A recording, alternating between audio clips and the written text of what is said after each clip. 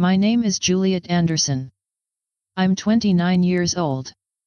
14 days before my wedding, in front of elegant china and pot roast, my own father looked my fiancé Benjamin straight in the eyes and said with cold disgust, "She's a liar. Always has been. She had a bastard child at 18 and tried to trap a man with it." My mother leaned forward, her voice low and venomous like poison dripping from her lips. "Don't let this trap you too, Benjamin. She abandoned her own daughter like trash. She's rotten to the core." I sat there at that dining table, hands trembling under the white tablecloth, heart hammering so loudly I thought everyone could hear it. Tears burned behind my eyes, but I refused to let them fall. I didn't defend myself. I didn't scream. I didn't run out of the room. Because what my parents didn't know, what they could never have imagined in their carefully controlled world, was that my fiancé had already found her. For the last 6 months, Ben had been quietly, methodically undoing every single lie they built around my life. And they had no idea that our daughter was about to walk straight into our rehearsal dinner. That night, everything they tried so desperately to bury for 8 long years came roaring back to life. And everything they thought they could control, completely shattered in front of 40 witnesses.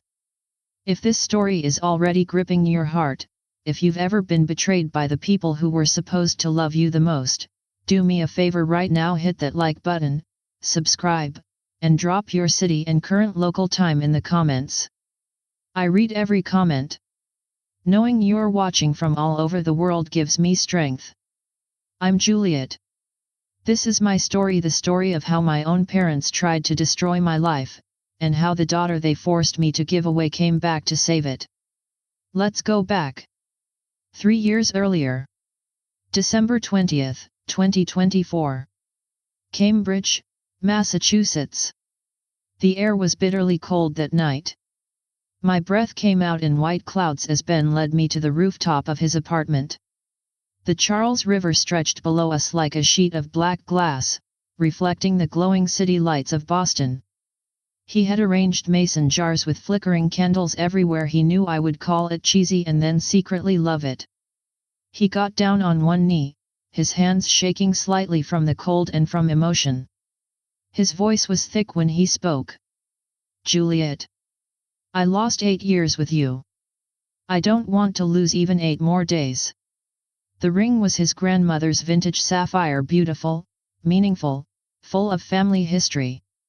I said yes before he could even finish the sentence. I threw my arms around him and we kissed as the city lights sparkled around us. In that moment, everything felt perfect. We set the wedding date for March 29, 2026. Old South Church for the ceremony. Fairmont Copley for the reception. A classic, elegant Boston wedding. I sent out 128 beautiful invitations with white roses. I should have known my parents would find a way to poison even that joy. The very next day after the invitations were mailed, my mother called. Her voice was sweet on the surface but sharp underneath. "White roses, Juliet? Really? They're so common. What will the church ladies think?" I had chosen simple white roses because they felt pure and honest. Because I wanted our wedding day to be about love, mine and Ben's, not about impressing Patricia Anderson's social circle at Grace Community Church. But I didn't argue. I just said quietly, "I like white roses, Mom." She let out that long, disappointed sigh that I had heard thousands of times growing up. "Well, it's your wedding." The way she said those words felt like a warning. Like a threat wrapped in polite concern. Ben's family was the complete opposite. His parents drove down from Vermont the week after our engagement. His mother pulled me into a long, warm hug and cried happy tears against my shoulder for a full minute. His father shook Ben's hand firmly and said with pride, "You picked a good one, son." His sister Carolyn took me aside in the kitchen, squeezed my hand, and whispered, "I'm so glad he found you again. He was completely lost without you." I smiled but inside my chest ached. because I had been lost too for 8 long years. I handled almost all the wedding planning myself. My mother offered to help but only to criticize every single choice I made. The venue was too modern. The menu was too simple. The invitations were too plain. I kept revising the seating chart again and again. Every version, I moved my parents' table farther away from the head table. In the final version, they were at table 8, right near the exit. I told myself it was just normal mother-daughter wedding stress. I was wrong. So wrong. Early March, my best friend Claire cornered me in the hospital break room. She's a pediatric nurse too. She knows my entire history. She set her coffee down and looked at me seriously. Juliet, your mom has been asking me really weird questions about you and Ben. About your past. Your history. My stomach dropped. A cold wave of fear washed over me. She doesn't know about Lily. She can't possibly know. But Claire's expression told me the truth. My mother was digging. Claire's words hung heavy in the break room air. The smell of stale coffee and antiseptic filled my nose as I stared into my lukewarm tea. My hands were gripping the cup so tightly I thought the ceramic might crack. She doesn't know about Lily, I whispered, more to convince myself than her. Closed adoption means closed. No records. No contact. No way for her to find out. Claire gave me that look, the one that said she knew me better than I sometimes knew myself. Maybe you should tell Ben everything before your mom finds another way. Secrets like this, they have a way of exploding at the worst possible time. I nodded, but deep down I still believed the past was buried. I was wrong. So terribly wrong. 2 days later, my phone rang. It was my mother. That sugar-coated tone was back, the one she used when she was about to tighten the leash. We need to talk about the wedding, sweetheart. And about Benjamin. Why don't you both come over for dinner this Saturday? 6 o'clock. I'm making pot roast. It wasn't a request. It was a royal command disguised as motherly concern. My stomach twisted into knots. I could feel the trap closing around me, but refusing would trigger weeks of passive-aggressive guilt trips, phone calls, and church gossip. So I said yes. When Ben came back from grocery shopping, I told him about the dinner. His face remained calm, but he placed a warm, steady hand on my shoulder. We'll go together, Juliet. Whatever it is, we face it as a team. I hung up the phone with a heavy feeling in my chest, like I was walking straight into a storm I could see coming but couldn't avoid. Ben had no idea what my parents were truly capable of. Honestly, at that point, neither did I. Let me tell you about Grace Community Church. It's not the fire and brimstone type you might imagine. It's Episcopal progressive liturgy, rainbow flags waving proudly out front, active in refugee sponsorship and community outreach. The kind of church that talks about compassion over judgment. But my parents? They were relics. Old guard members who had been there for 40 years, back when the church was more conservative. They stayed out of pure inertia and social status, not because they agreed with the new direction. That distinction would become very important later, because when they tried to weaponize church opinion against me, they forgot that the church had moved on.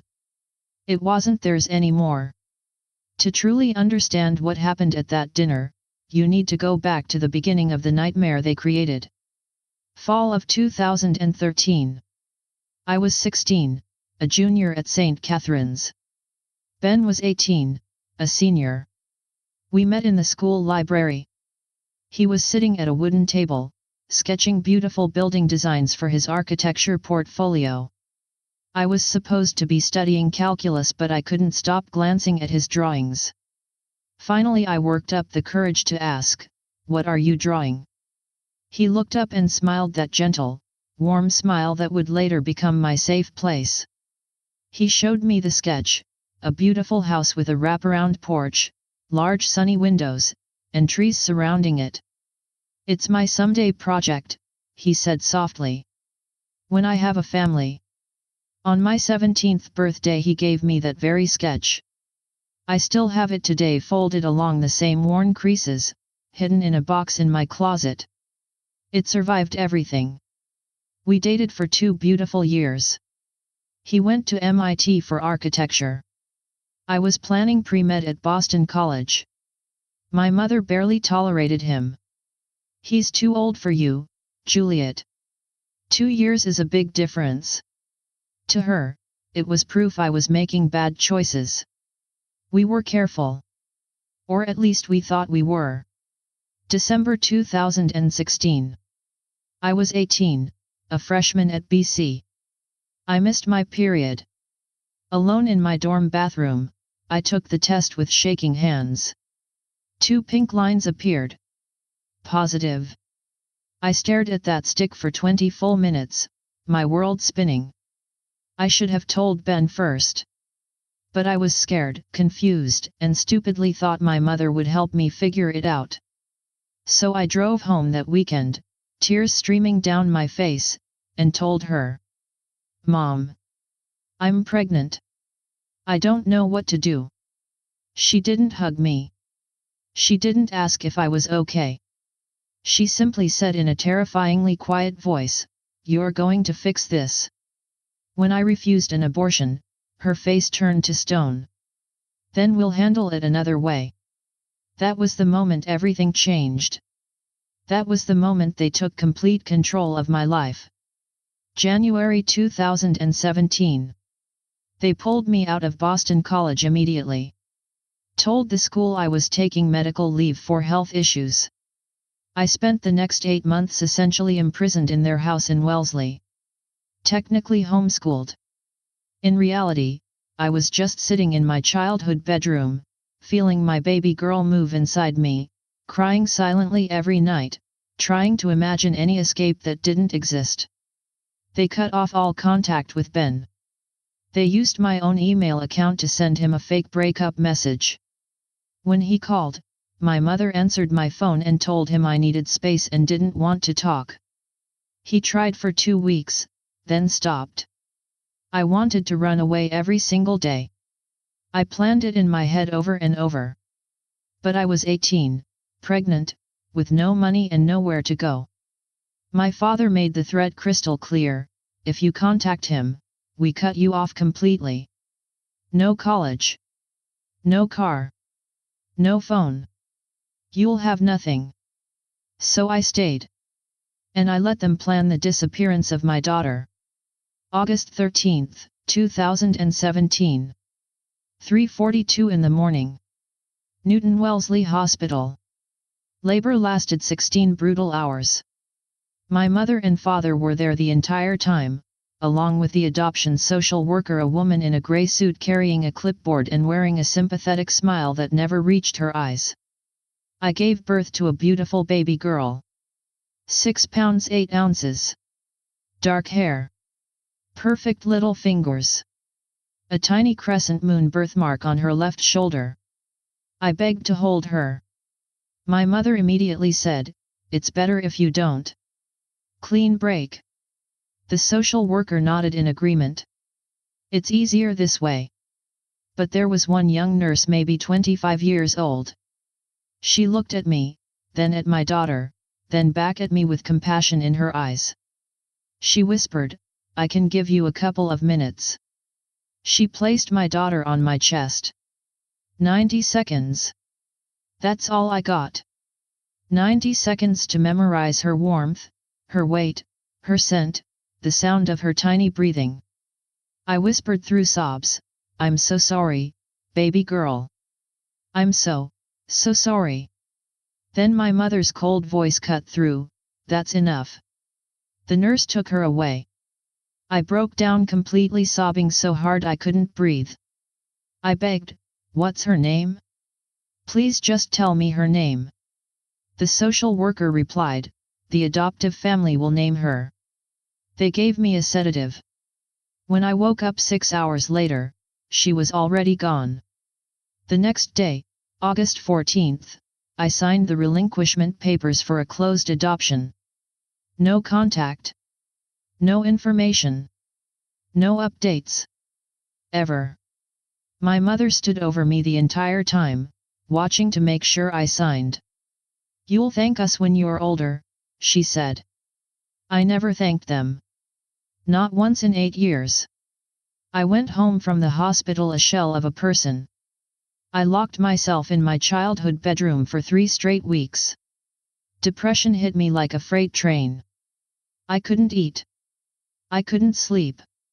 I couldn't think about anything except those 90 precious seconds I had with my daughter. My parents acted like none of it had ever happened. Within a week, my mother had converted the nursery we had secretly prepared into a guest room. "No point dwelling on the past," she said coldly, as if we had simply thrown away an old piece of furniture.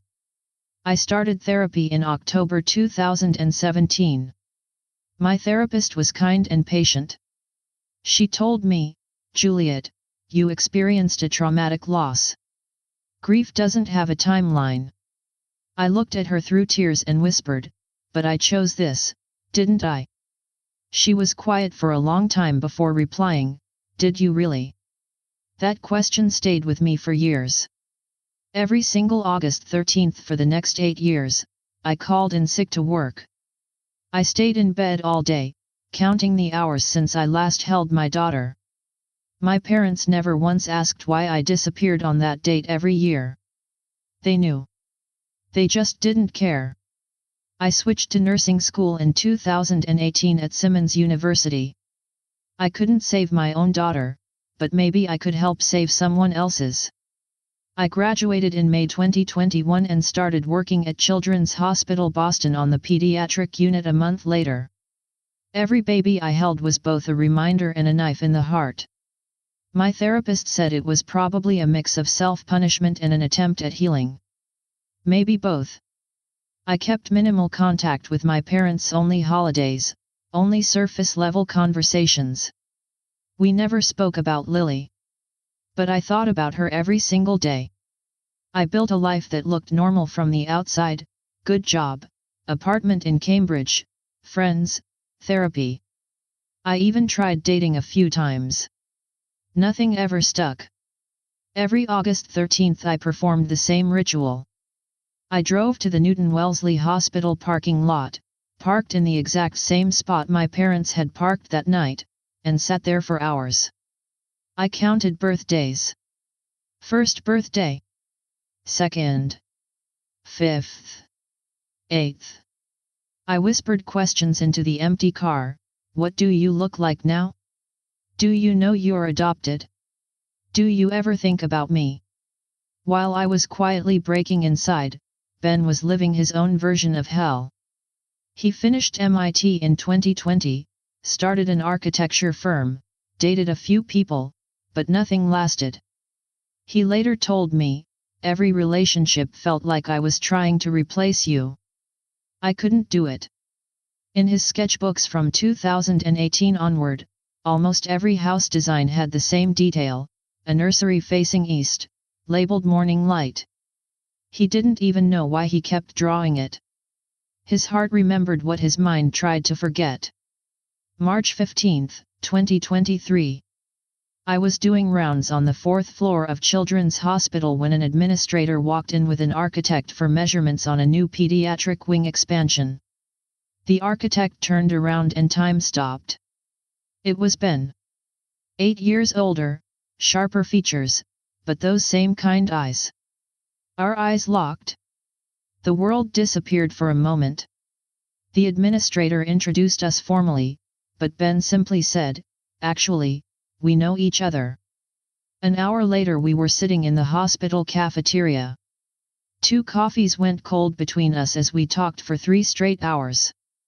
He told me he never stopped thinking about me. I told him the truth, most of it. That my parents forced us apart. That I had been pregnant. That I had given up a daughter in August 2017. I didn't tell him I thought she might be his. The timeline was close, but trauma had clouded everything. I believed it was someone after our breakup. I was wrong. We started dating again slowly, carefully, both of us carrying deep wounds. He asked about our daughter often. Do you know where she is? Closed adoption. No information. Would you want to find her? Every single day, but I don't have the right. We fell in love deeper this time because we both knew exactly how painful it was to lose each other. In November 2023, Ben started joining me in therapy. The counselor specialized in adoption trauma. I thought he was just being supportive. I didn't realize he was quietly building a plan to heal our family. December 20, 2024. The rooftop proposal. After I said yes, I finally told him the rest. The timing of the pregnancy, right around our breakup. I said I had always assumed it was a rebound. Ben went very quiet. Then he asked the question that would change everything, is there any chance she could be mine? I answered honestly, I don't know, maybe. The timeline overlaps. His face didn't show anger. It showed fierce determination. 3 weeks later he ordered a 23andMe kit. He told me it was just for ancestry. Results came back in February 2025. Standard European mix, no close matches. He hid his disappointment well. What we didn't know was that DNA databases are constantly updating. 6 months later, everything exploded. August 2025. In Brooklyn, Jennifer and Michael Walsh were talking with their 8-year-old daughter Lily's doctor about family cardiac history. Since Lily was adopted, they didn't have the information. The doctor suggested a DNA test for medical records. Lily thought spitting in the tube was fun. They mailed it off. September 3, 2025. The results came back. The system immediately flagged a close family match, Benjamin Foster possible father. At the exact same moment in Cambridge, Ben's phone buzzed with a notification. You have a new close family match. Possible daughter. Lily W. age 8. Massachusetts. He stared at that screen for over an hour. He didn't tell me immediately. He needed to be sure. So he did what Ben does best. He made a careful, thorough plan. He hired a private investigator. The PI confirmed everything quickly. Property records, school enrollment, class photos. When Ben showed me the photo, dark curls, my smile, his eyes, I collapsed on the floor sobbing. 8 years of grief, guilt, and love came crashing out all at once. And then Ben said the words that broke me all over again, the match says I'm her father. Not someone else. Me. We had lost 8 years not just with our daughter, but with each other as a family. We hired a family law attorney. We didn't want to take Lily away from the Walshes. We just wanted contact. The Walshes turned out to be wonderful, open-hearted people. They had always wanted Lily to know her birth parents but had been told I wanted no contact. My parents had lied even to the agency. Our first meeting was on February 14, 2026, Valentine's Day. Lily walked in holding a handmade photo album. She looked at me and said, I've been waiting to meet you. She asked the hardest question an 8-year-old could ask, did you want to keep me? I cried as I answered, yes. More than anything in this world. But I was 18 and my parents wouldn't let me. We started building a relationship. 3 visits. She hugged me on the 3rd one. She asked if she could come to the wedding. Then my mother saw Ben and Lily together in Brooklyn by pure coincidence. The mask came off completely. My parents stormed my apartment. Threats. Lies. Bribery. Emotional manipulation. When nothing worked, they decided to destroy me at the pre-planned family dinner. March 1, 2026. My parents burst into my Cambridge apartment like they owned the place. My mother's face was flushed with rage and self-righteousness. "We need to talk about the child," she hissed. "What child?" I asked, though my heart already knew. "Don't lie to us, Juliet," my father snapped. "We saw Benjamin with her." "You found her?" The confrontation was brutal. They accused me of dragging up the past right before the wedding. They threatened to tell Ben I was a liar who didn't even know who the father was. When I told them Ben was the father and 23andme had proven it, my mother's face went deathly pale. Even then they doubled down. "That child is legally gone. You have no claim." I stood my ground. "We're not taking her. We're just trying to be part of her life, something you stole from us for 8 years. My mother's voice shook with fury. "If you pursue this, you will destroy your relationship with us." I looked her straight in the eyes and said the words I had waited 8 years to say, "Good." For the next 2 weeks it was psychological warfare. Threats to tell the church I was harassing the adoptive family. Guilt trips about everything they had done for me. Bribery offering to pay for a luxury European honeymoon if I stopped this nonsense. Emotional manipulation claiming I would confuse and traumatize poor Lily. Nothing worked. On March 13 I blocked both their numbers. That's when they decided to go nuclear. They would tell Ben everything at the planned family dinner, assume he didn't know, and watch my life burn. But Ben was 10 steps ahead. March 14, 2026, 14 days before the wedding. We drove to my parents' colonial house in Wellesley. The lawn was immaculate. Church directories sat on the foyer table. My mother greeted us with fake sweetness. "Benjamin, you look so handsome." "Juliet, you're so lucky." The subtext was clear, "You could do better." The dining room was set with good china. Pot roast in the center. 4 place settings. My father said a long, pointed grace about honesty and truth in marriage. Then, as I lifted my fork, my father looked Ben dead in the eyes and delivered their rehearsed attack.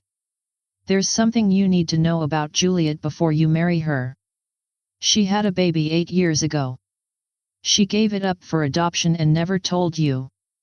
Ben set his fork down calmly. "I know." My mother blinked in shock. "You know?" "Yes," Ben said. "Juliet told me over a year ago." My father recovered quickly and went on the offensive, claiming I was promiscuous, didn't know who the father was, tried to trap men. I started to stand but my mother snapped, "Sit down, Juliet. The adults are talking." I sat. My fists clenched so hard under the table my nails dug into my palms. Ben's steady hand covered mine. Then Ben looked my father straight in the eyes and delivered the killing blow with ice-cold calm. "Actually, I know exactly who the father is. And your daughter isn't a liar. You are." The room went deathly silent. "I am the father," Ben continued. 23andme confirmed it 6 months ago. He laid out every piece of evidence: the DNA results, the private investigator's report, the photos, the emails with the Walsh family, hospital records showing I had tried to resist the adoption. He showed them the picture of the 3 of us. Lily holding a sign that read, "See you at the rehearsal dinner." My mother leaned in, voice dripping with venom, "Don't let this trap you too. She abandoned her own daughter like trash. She's rotten to the core." Ben's reply was calm but devastating, "She didn't abandon anyone. You stole her daughter. And now you're about to lose your own." The argument exploded. My mother threatened to skip the wedding and tell everyone at church what kind of woman I really was. I stood up, engagement ring still glittering on my finger, and said, "Then you won't be invited to the ceremony." She sneered, "You can't uninvite your own parents." I looked her dead in the eyes, "Watch me." Before we left, Ben made one thing crystal clear, "We've been protecting our daughter. Something you should have done." In the car I whispered, "They're not going to let this go quietly." Ben smiled faintly. "I know. That's why I invited them to the rehearsal dinner." He had sent the invitation weeks earlier on purpose, knowing the confrontation needed public witnesses so they could never rewrite history. March 28, 2026. The Fairmont Copley Plaza. 40 guests. Rehearsal dinner combined with a welcome party. Ben's family from Vermont, my hospital colleagues, his architecture partners, college friends, and 5 progressive church members. The Walsh family, Jennifer, Michael, and Lily, sat at table 1 near the exit in case things got ugly. My parents arrived late, making a grand entrance in formal attire, looking every bit the respectable church couple. Speeches began. Stories of love and second chances. My parents sat stone-faced. Then Ben stood up. The room quieted. He spoke beautifully about our 8-year separation and finding each other again.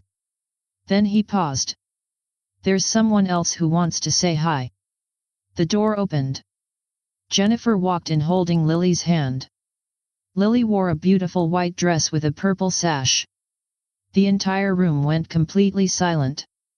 Lily walked straight toward me, smiled, and then turned to face everyone with a small but clear voice.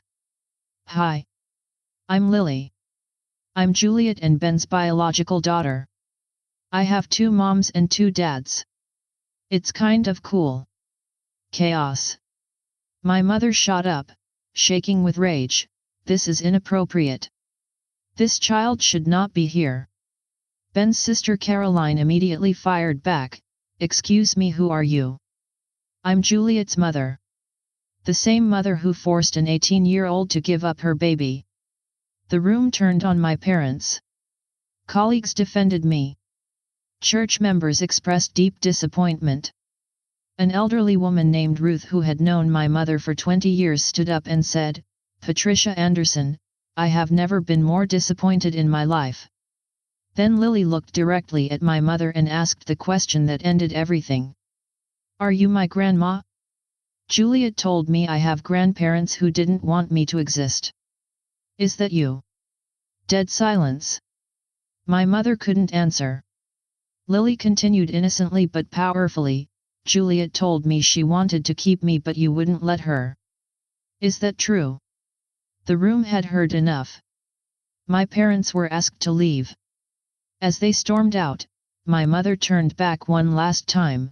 "You'll regret this, Juliet. All of you will." The door closed. Someone started clapping. Then everyone. A standing ovation, not for kicking them out, but for truth, courage, love, and justice. Lily looked up at me, confused and a little scared. "Why are they clapping?" I hugged her tight and whispered, "Because we're a family. All of us." The next day, March 29, 2026, we got married. Lily was the flower girl. Ben cried when he saw us walking down the aisle. Our vows included the promise, "I will always choose truth over comfort and love over fear." 1 week later, I sent my parents a certified letter cutting them off completely. They left the church. They disappeared from our lives. Months later, we found our rhythm. Lily has 4 parents who love her. She calls me Mom Jules and Ben Dad Ben. She has bedrooms in both homes. She tells her friends she has built-in backup. Some families you're born into. Some you build. And some the ones worth everything you fight like hell to reclaim. We did all 3. And we're not done. The days and weeks following the rehearsal dinner and our wedding were a whirlwind of emotions: relief, joy, exhaustion, and a profound sense of freedom I had never known before. For the first time in 8 long years, I woke up without that heavy weight of shame and secrecy pressing down on my chest. The truth had finally been spoken aloud, not in whispers or hidden therapy sessions, but in front of 40 witnesses who mattered. My parents' carefully constructed image had crumbled, and in its place stood something real, something honest, something built on love instead of control. I remember sitting on our couch in the Cambridge apartment the morning after the wedding, sunlight streaming through the windows, Lily curled up between Ben and me with her head on my lap. She was still wearing her flower girl dress, now slightly wrinkled from dancing late into the night. Her small fingers traced patterns on the sapphire ring on my finger, the same ring Ben had given me on that freezing rooftop. "Mom Jules," she said softly, using the name she had chosen for me, "did they really not want me? Grandma and Grandpa Anderson?" The question pierced my heart, but I had promised myself and her that I would always tell the truth now. No more secrets. No more protecting people who didn't deserve it. I took a deep breath, stroking her dark curls, the same curls I had only been able to imagine for 8 years. "Yes, sweetheart," I whispered. They thought they were protecting me, but they were really protecting their own image. They were scared of what people at church would say. They took away my choices, and they took away 8 years with you. But that's over now. We're here. We're together. And no one can take that away again. Ben pulled us both closer, his strong arm around my shoulders. His eyes met mine over Lily's head, and in that look I saw everything: the 8 years of pain, the determination that brought us back together, the quiet strength that had planned every step of this reunion. "We're a team now," he said softly. "All of us." That conversation opened the floodgates. Over the next several months, we had hundreds of small, beautiful moments that slowly stitched our family back together. Lily would call me on video from Brooklyn, showing me her latest violin piece or a drawing she made of the 3 of us plus Jennifer and Michael. She loved art almost as much as music, and her drawings evolved from shadowy figures with question marks to vibrant family portraits with all 6 of us holding hands under a big purple sun.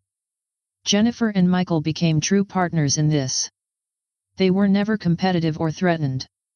One evening, during a joint family dinner at their Victorian house in Brooklyn, Jennifer took me aside in the kitchen while the smell of homemade lasagna filled the air. "We always told Lily she was wanted," she said, her voice warm and steady. "We just didn't have the full story. Thank you for trusting us with her heart. She's glowing since she met you both."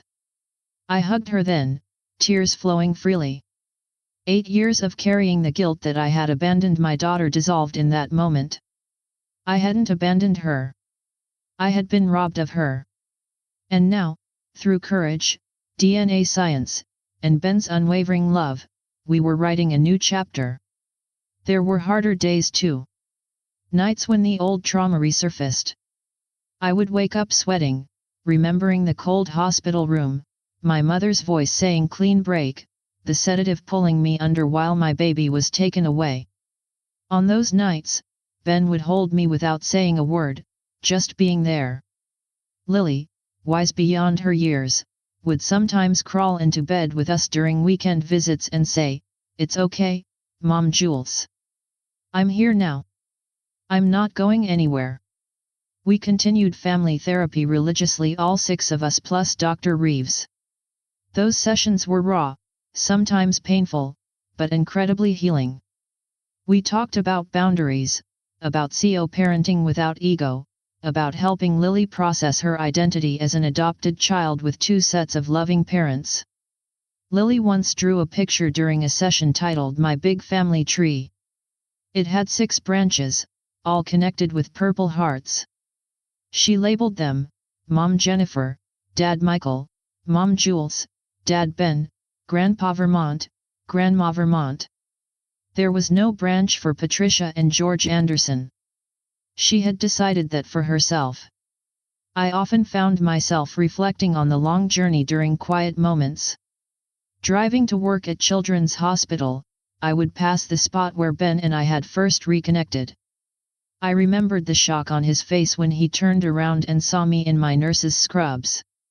I remembered the 3-hour conversation in the cafeteria where I told him about the pregnancy and the adoption. I had left out the possibility that the baby was his because I genuinely believed it wasn't. Trauma had fogged my memory of the timeline.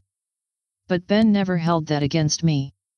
Instead, he turned that uncertainty into action. The 2-3 moment was a miracle I still can't fully comprehend. Lily spitting in that tube for medical reasons connected us across distance and years of separation. The private investigator's report with her school photo, that first glimpse of her smile, is a moment I will never forget. I collapsed on the floor of Ben's apartment, sobbing so hard I couldn't breathe. He just held me, whispering over and over, "She's ours. She's really ours." The rehearsal dinner itself deserves even more time in this telling because it was the true turning point. The Fairmont Copley Plaza ballroom was elegantly decorated, soft lighting, beautiful centerpieces with those same white roses my mother had mocked. 40 guests filled the room with conversation and laughter until Ben stood up to speak. His speech was masterful. He talked about young love, about loss, about finding each other again against all odds. Then came the line that shifted everything: "There's someone else who wants to say hi." When Jennifer walked in holding Lily's hand, the silence was absolute. You could have heard a pin drop. Lily, in her perfect white dress with the purple sash she had chosen to match the wedding colors, walked with quiet confidence toward the head table. She looked at me first, gave me a small smile that said "I'm here," then turned to the room. "I'm Lily Elizabeth Walsh," she announced in her clear 8-year-old voice. "I'm Juliet and Ben's biological daughter. I have 2 moms and 2 dads. It's kind of cool." Gasps. Murmurs. Then my mother's outburst: "This is inappropriate. This child should not be here."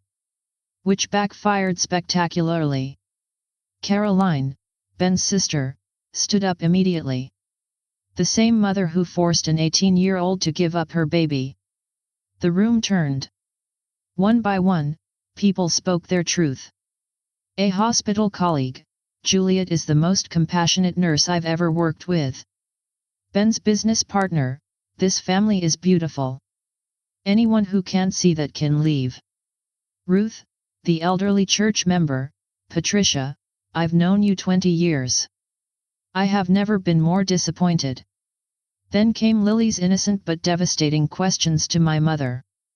The silence that followed was louder than any shout. My parents were asked to leave. As they walked out, my mother turned back with one final threat.